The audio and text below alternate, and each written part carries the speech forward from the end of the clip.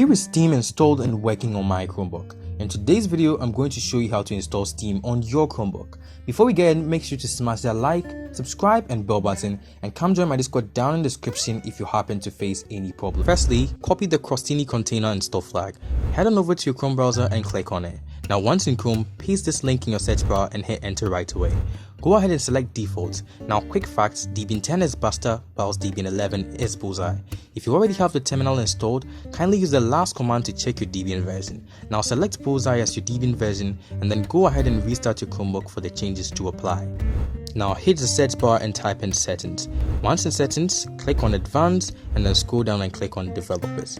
Now turn on your Linux development environment, and once the screen or the interface pops up, go ahead and click on next.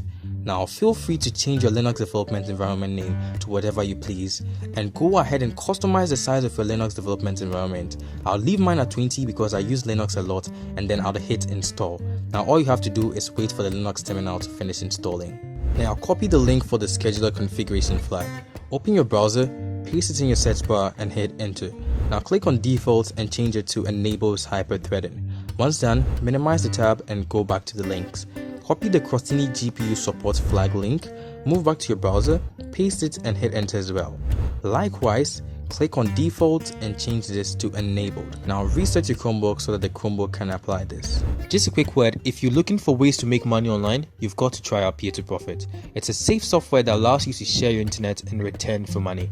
I use this personally and I can vouch that it doesn't steal your personal information and that it's legit. If you're interested, kindly click the link down in the description or the link on my website to get started. Now let's check your Debian version by copying the last code and letting it run in the terminal.